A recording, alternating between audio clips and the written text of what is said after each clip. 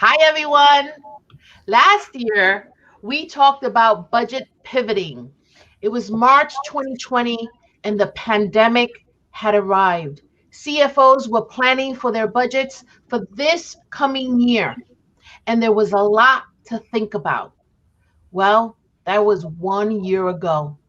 And today is April 2021, and we are now in year two of the pandemic. And while many things have happened between March 2020 and now, and whether you are pivoting, increasing, or decreasing, one thing is for sure, there's a lot to consider. Today, we're also joined with our guest, Shantel Garcia, who is the owner and principal of Innovative Consulting and Solutions. She works with both nonprofit and for profit companies, and she considers herself a financial thought partner as she works with entrepreneurs and nonprofit leaders on financial management. Today, we'll be discussing what have we learned from year one of the pandemic? What is the unexpected in the 21-22 fiscal year budget that all leaders should be aware of? And what are some places in our budget where we can pivot? So stay tuned and welcome to Coffee Time with Masterminds. It is a 30-minute show with and for nonprofit leaders of mission driven organizations where we talk about leadership in the context of a pandemic. And joining us today are our co hosts, Peter Blakely, principal of Blakely Consulting, Rebecca Tuttle of Grant Right Now, and I am Cynthia Rojas of To Your Growth. And as I mentioned before, we have a special guest, Shantel Garcia. How is everyone? Pretty good. Thank you. Thanks for joining us, Chantel. Thanks for thank having you me. coming. Your intro was a little scary, Cynthia. I was like, do I want to come here today? This sounds a little intense. I know. It's intense. This has been a year, exactly a year. So Chantel, you work with a lot of different types of organizations. Yes. What have you seen over the last year, and what are you seeing now as organizations are adjusting? Absolutely. There's still a lot of unknowns, right? Going into when the pandemic first happened, a lot of organizations freaked out.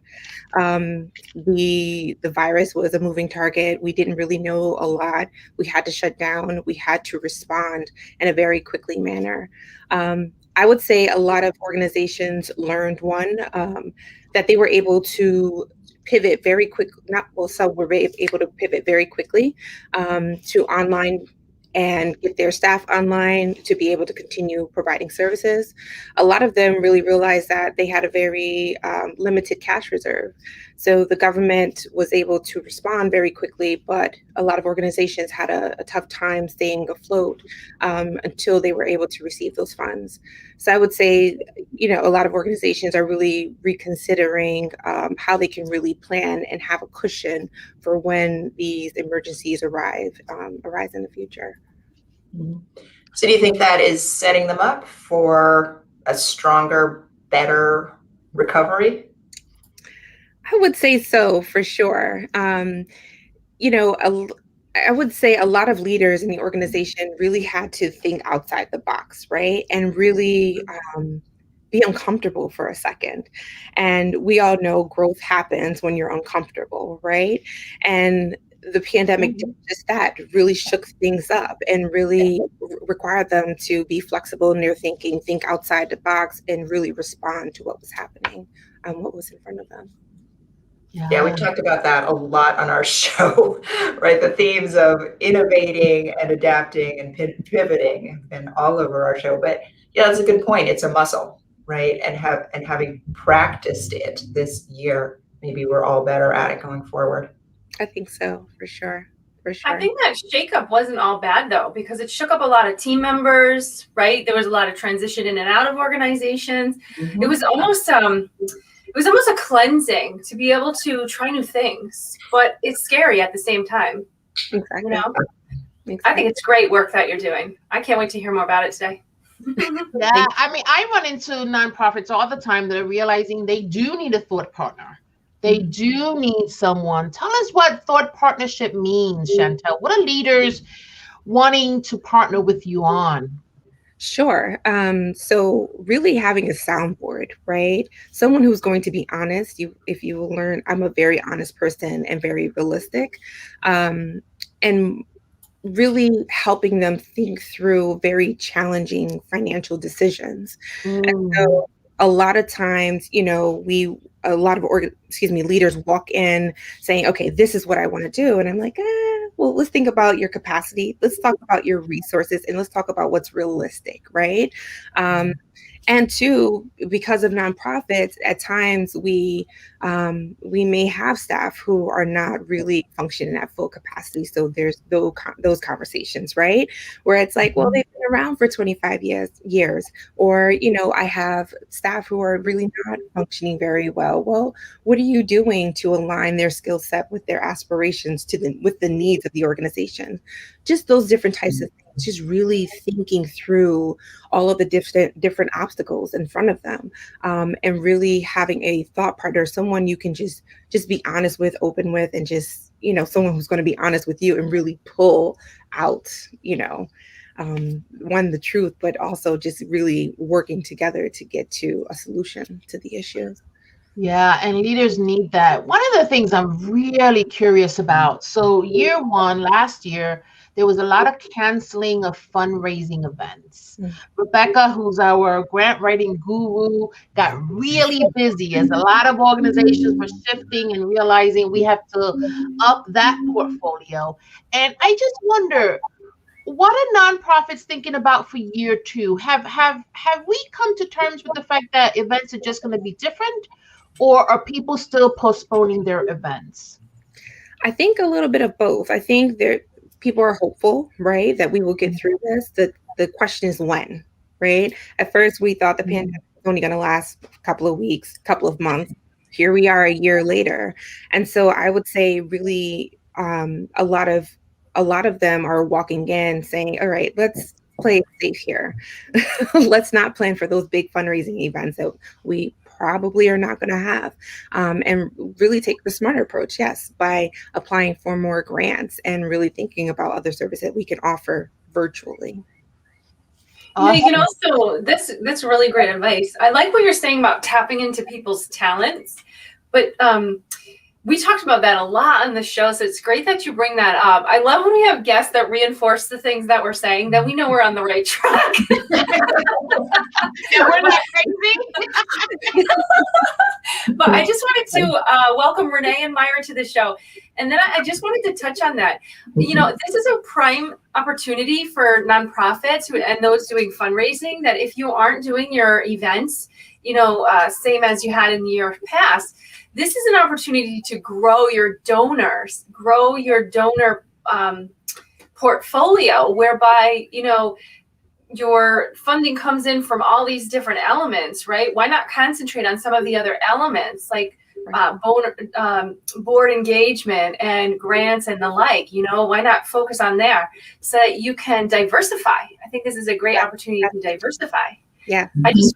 I also want to welcome Michael to the show. He has a Hey, Michael. Yep. He says, good morning, Peta and the team. Continued success with your webcast. Absolutely, Michael. Thanks. And everyone else who's joining us, please tell us your name and where you're joining from in the comments, and make sure to write in your questions. Yes, and I just want to name this because it's come up twice already, and so if you're a really good listener, you've picked up. We've said the word 1 year a couple of times, and yes, coffee time turns 1 next week. Yay! It's our birthday, and we're taking a field trip, so stay tuned for that one. Right. All right. At the end of the show. It's come up a couple of times, so I had to say it. All right. So back to budget planning. Good stuff, right? What does year two look like? And how is it different from year one? And I get that we didn't know. Like when we started this show, Shantel, we thought tops 8 weeks, right? And here we are 52 weeks later. That's right. And so what's different in year two that leaders need to be aware of? Honestly, I feel like it's still different. Again, we are still in the pandemic. And even though the vaccines are rolling out and a lot of people are like, okay, we're getting closer to the end, we are. But again, we still have there's still different strings, right, of the virus. It's still a moving target. And honestly, it's better to walk in prepared and with a smaller, very conservative budget versus planning for those events and those fundraising events and thinking you're going to get that money, right? So if it comes, right, and we're able to have those events, great. That's going to make your bottom line look even better. But really, you want to budget conservatively. You want it to mirror the previous year, and you want to play it safe. You want to. And I don't think we know yet what the appetite is going to be like for events for a lot of reasons. Even if a vaccine is rolled out and we're in a much better place health-wise, are people going to feel comfortable going to a crowded venue? Both health-wise and also just personally. I've been to venues recently where there are 5 people and it's overwhelming after a year of being in our house. Do people want to do those things? Do people want to wear high heels ever again? Probably not. I know. I think there's a lot that we just don't know about how that, how those events, how that industry is going to come back. Right. And a lot that we've learned about what we can do without them. Right. I love that. Over the last year of this show, we've talked about different kinds of donor engagement and fundraising and friend raising. We've talked about innovative ways of communicating and sharing your organization's message. I think we've demonstrated that it's not a requirement that we're just going to go back to a 2019 style gala. Right? There is something I do want to mention because this actually bothered me. Yesterday, I was doing some research on an organization and I was looking at 3 years of audited financials, and their office expenses went down tremendously, tremendous, like tens of thousands to just a couple of thousand, right? And I thought, but if staff are working from home, we should be supplying their office expenses. And I wonder, well, who's paying for toner and who's paying for paper and who's paying for those things? And my fear is that if we move toward a more remote workforce, are organizations thinking about that, Shantel? How to support their staff's office expenses? Toner's expensive. Well, you know what? A lot of things are just very remote. There isn't a lot of toner. There isn't a lot of, the paper and the ink and the pens. Everything is on the computer, right? Share this Word doc, use DocuSign, to sign documents, those different types of things. So really, it's even if they did supply those resources, it's a very, very, very small amount, very small cost to do that. So you're right. You will see the budgets really downsize. And I think a lot of organizations are really liking that. A lot of people are liking the ability to work from home. And a lot of organizations are really thinking about having that hybrid flex schedule where staff can work in the office or at home, or maybe even just work remotely all the time. They're going to save a lot of money, on overhead, right? As you mentioned, I think the workers are going to save money too. Yes, but they're putting a second car, they're not putting gasoline in, or they're not buying commuter rail passes. So there's some benefits for them as well. Yeah. But with these savings, I just want to say, with these savings though, for organizations, you're right, Shantel, they're moving online. So that's actually more efficient. Right. But with these savings, I think now is the time to evaluate people's value and contribution to your organization. Can you transition some of that savings to give them a raise? Because they probably haven't had one in how many years, right? And if they did, it was like 25 cents in a lot of places, right? So how are you guiding organizations that they see these savings here or shifts in budget line items? How do you guide them to reallocate some of that? Sure. So two things I think about is I'm going back to that cash reserve, right? The cash reserve is so important. You have extra money. Now is the time to really think about how you can put that money to the side. Thinking about endowments, right? Where you're going to see a return every single year. That's something that a lot of organizations have not looked into or don't know much about, right? How do you start one? So that's one piece. And you're absolutely right. How do we reinvest into our staff? They're assets of the organization. So however you invest in them is what they're going to put out, right? So we're talking about professional development. We're talking about retaining talent. So yes, giving them that raise or improving the health insurance that you offer if they qualify, those different types of things. So this is a great opportunity to really take a look and see how you can really use that additional cash. Not only that, a lot of organizations have thought about outsourcing. And so they realize, well, we're online. Actually, this person is only half time, or we don't necessarily need that staff. Or during the furloughs, they realize that they could outsource certain positions. And obviously, that's not favorable, right? We want people to have jobs, but we also want to make sure that the organizations have a budget that's sustainable. And that's, again, realistic. So if there were definitely some opportunities to make those shifts and make those adjustments from having a staff on payroll to actually outsourcing certain pieces. One good example would be like IT, hiring an IT company to take on certain parts of the IT and network maintenance. The other piece I would say would be even outsourcing the bookkeeping function, depending on how small or large your organization is. Not necessarily needing like a full charge bookkeeper, really being able to outsource that piece. Yeah. And I want to get into another thing that happened last year, and there was some change in the philanthropic sector. So after the murder of George Floyd, we saw an uprising across our nation, right, about changing social, really focusing on social injustice and just changing the systemic oppression that many of us feel.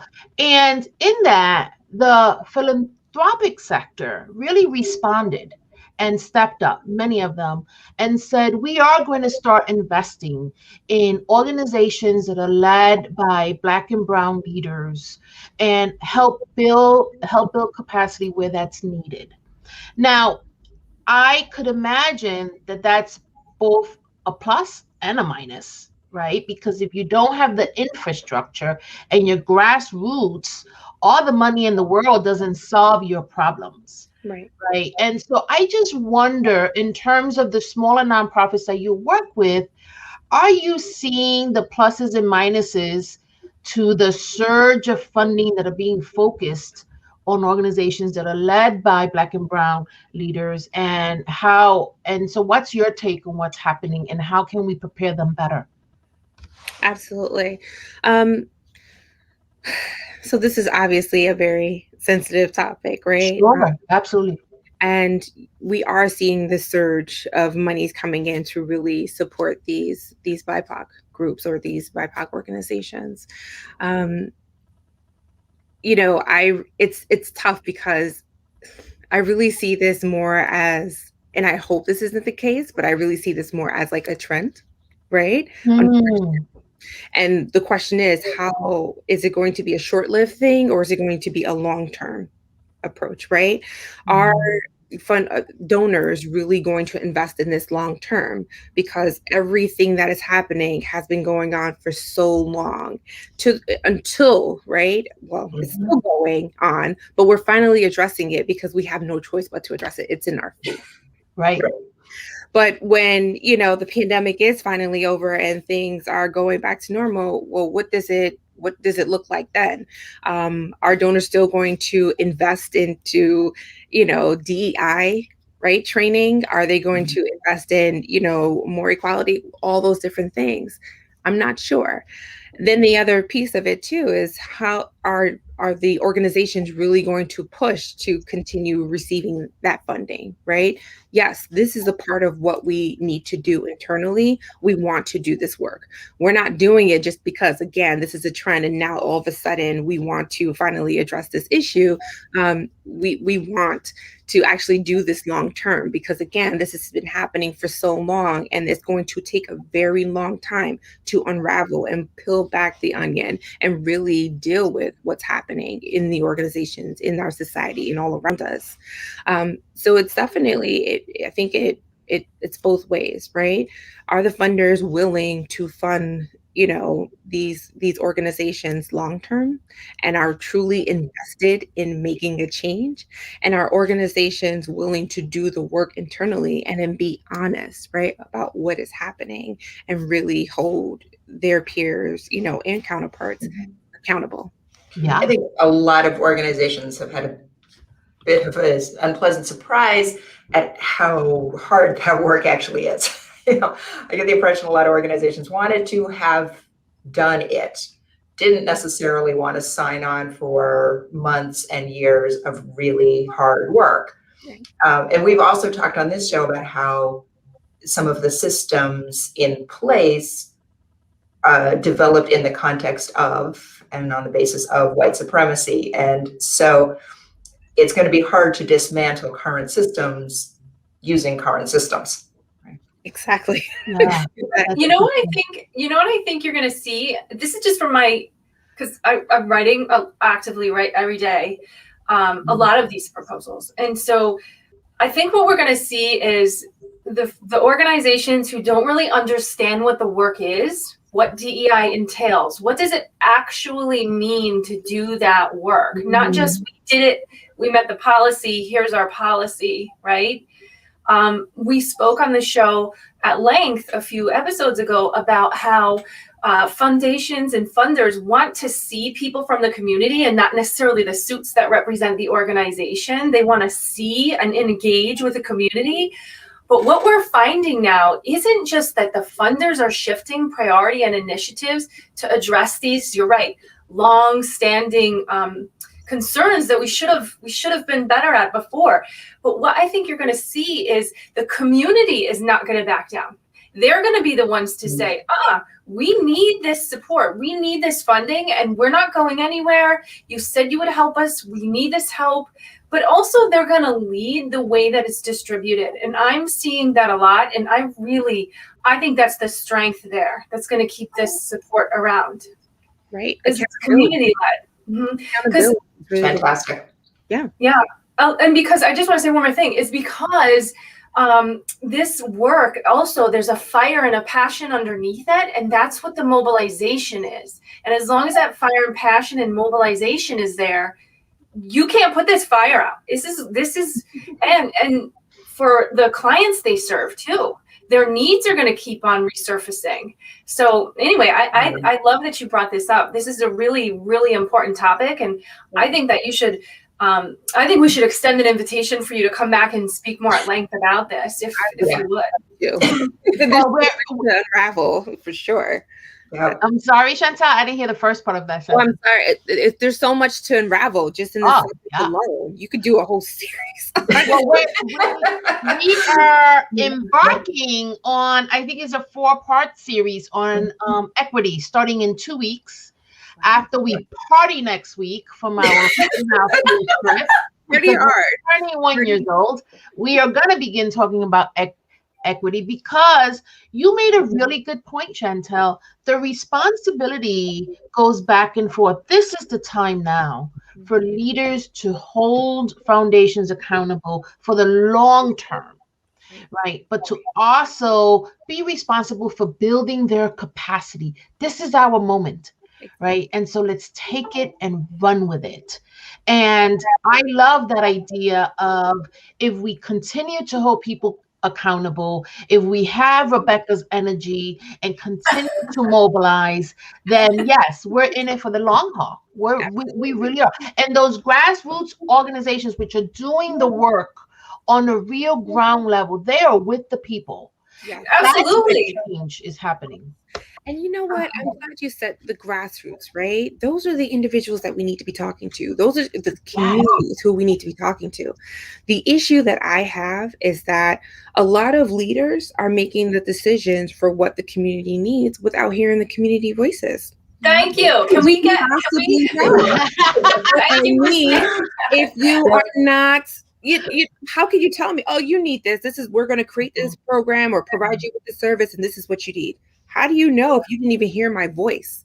You never walked a day in my shoes. How could you possibly know what I need and if it's right for me? So yes, we're doing the work, but sometimes I feel like it's over the surface, on top of the surface. We're checking a box like, yep, we did our work. We did it. We got the funding. We got the badge of honor. We did our job. But it's like, no, but did you really do the work? Were you uncomfortable doing the work? If you weren't uncomfortable, you did not do the work. You didn't do it. Yep. Right? I agree. We have some comments. Can I pull up these comments and maybe Yes. So Renee says, Shantel, I think that's an excellent takeaway moving forward and looking at nonprofit sustainability. And Myra has a great comment here. If you just want to speak to this a little, that would be great, Shantel. She says, I think we must continue to be a force of nature because you're correct. This cannot be a trend, but a change that needs to move organizations to have the difficult conversations that many are uncomfortable with having, as you're saying, but maybe making the concise choice to make the change, new laws, new policies, right? We can't put the fire out. We have to keep it burning. Absolutely. I don't know if you have any takeaway thoughts on that. Yes, I love this. Policy, right? Policies, they're in a book. You write them down. People sign off on them and they put them on the back shelf. Yeah, I read the policy, right?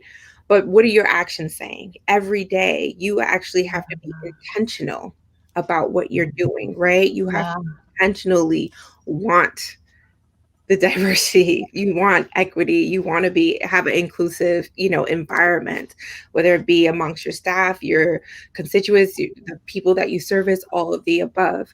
There was another point I wanted to make.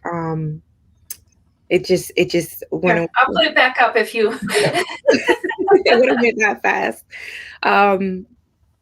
Darn, it's like at the tip of my tongue. I can't remember. Sorry. But yes, it's very important that it goes beyond just the policy, right? And just holding people accountable. Oh, and being very, very, right? There's the implicit or explicit, right? We can't imply. We have to be very explicit, like, hey, this thing is not okay, or addressing it when it happens and take it on. There have been times where, things are not necessarily addressed and taken head on, right? And a lot of people are just like, yeah, that's a bad thing. We all know it. And it kind of just falls by the wayside. What are leaders doing actually to address these moments or these situations as they arrive and hold people accountable, right? And letting them know, like, hey, even if it wasn't intentional, this is how you made this person feel, and actually address it and really take it head on. But that's obviously uncomfortable for some leaders, right?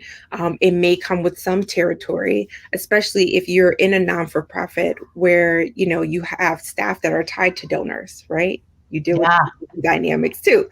So that's a whole nother layer. Well, I'm sorry. No, I was going to say, I know we can go on and on and on about this, but yeah, keeping that momentum going, holding people accountable, and yes, really listening to the community. I think that's one of the. We lost Rebecca. She'll come back. I think that's one of the things that we learned.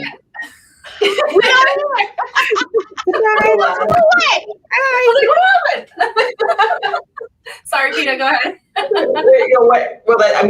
Chantel's picked up on a few of the themes that we've talked about over the last year. Being adaptive and collecting real-time information and then taking decisive action on that. Those are all skills that we've exercised this year. And you're reminding us, and this is really helpful, that the year doesn't end and we don't just go back to not needing to exercise those skills. Right. We need them more than ever. Absolutely. So we are coming to an end. I do want to make one comment related to Chantel's sentiment about accountability. I mean, Myra's point about policy and Chantel's endorsement over that is that foundations also need to establish policies about their giving, their allocation of funds, and how they are going to educate their donors about the importance of supporting BiPOC-led nonprofit grassroots organizations. And that needs a shift in mindset. So thank you for that. But let's go around and see. So Chantel, what's a takeaway that nonprofits should take away? Well, what's a takeaway they should take away? You know what I mean? What can we do with this information now? Yeah, what can they do with this? I think just going back to my first point about just being adaptable, right? And being flexible. And really, honestly, if your back is against the wall and you don't know, reach out to someone who can help you think through those challenges, right? A lot of nonprofits they're like, we're going to respond to this in the manner and how we know. When in fact, I think it required a different type of skill set, and really call on the people who understands or could be a thought partner. And I'm not marketing myself here, but there are plenty of lovely ladies up here who have the strengths, right?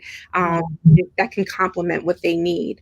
But again, just being flexible, adaptable, thinking outside the box, and really thinking forward about how you can build those cash reserves so you can prepare for another, pandemic. God forbid there isn't another one. I can't live through another one, but I know. You need to be prepared for anything. But and then also thinking about, going back to what Rebecca said, how to diversify your income, really not depending on just one pot of revenue. How can you diversify it so this way you're not fully impacted? You won't feel that, that blow. So yeah, I know I said a lot, but Thank you. Rebecca, do you have a takeaway? I do, but first, Myra and Renee are planning our 1-year birthday party, and they said a back office party with Renee and Myra and all the other viewers. It sounds like a great idea. I love it. Sounds great. My Renee and Myra have been with us for about a year, so thank you. Thank you both. So go ahead, Rebecca. What's your takeaway? My takeaway is the fire's been lit and it is not going out. So you have to get on this. And this is something in our very first few episodes. Remember I said to you guys, I feel like disrupting philanthropy. Something's, we just, we got to disrupt this. It's not going away. And those grassroots organizations are the ones meeting with the most vulnerable families, meeting with the most vulnerable people, holding their hands when all the other doors are closed. And they are the ones that need the support, because that is where you're going to find that funding delivered directly to the doorstep of the people who need it. It doesn't have all these pass-by channels of, all of this overhead. And so we have to keep supporting them. This fire is lit. It isn't going anywhere. And if you can't do the work, you need to think about making smart investments in being able to do the work. If you're going to make it through the next pandemic or whatever, it's not going away. It's not going away. Fire. Wow. Takeaway. I don't know. You go behind Rebecca. This is great. Yeah. I will be my takeaway, but I do want to make sure, Cynthia, before we go off air, that I get to talk about next week. Yes. So, yeah. So my takeaway is, we're not done.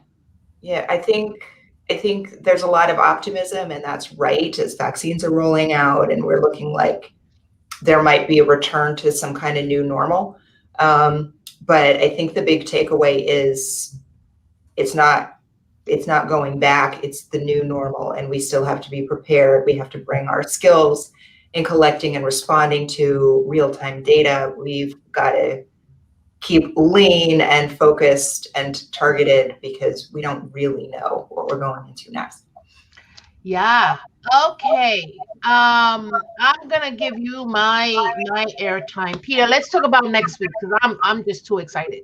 Okay. All right. So when we started this show, we really thought we were going to talk about COVID-19 for like 6 weeks, and then it would be over and we would be done.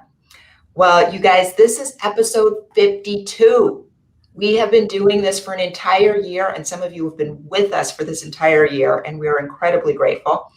And so next week, we kick off our second year, and we're going to take an opportunity to reflect on some of what we've learned and return to some of the themes that have come up over and over. And to do that, we're taking a field trip to visit Dr. Atia Martin and her team at All Aces. All Aces is a firm that specializes in diversity, equity, and inclusion, and they do really interesting work about equity and recovery. And Dr. Martin is an expert in disaster response and resilience. And we are going to have a really, really great and interesting conversation with her about putting everything that we have talked about in the last year in the context of equity and inequality, and in the context of disaster recovery and planning. It's going to be a fantastic show, and I think there is even going to be an opportunity for folks to come on stage and join us and ask Dr. Martin questions directly. So it is going to be fantastic. Don't worry, that show will be broadcast on all the normal channels. It'll just look a little bit different because we're going to be coming at you live from All Aces. And it's going to be amazing. Yay. It's an hour long. So yeah, plan for that. There's so much to talk about that we couldn't fit it in half an hour, so it's going to be an hour long. Thank you, Peter. Thank you. Thank you. And what an honor to be with the audience and to be with my two co-hosts and Shantel. We couldn't imagine a better person to celebrate 1 year with. So thank you so much. And we'll see you all next week, and have an amazing weekend, everybody. Take care. Bye. Bye.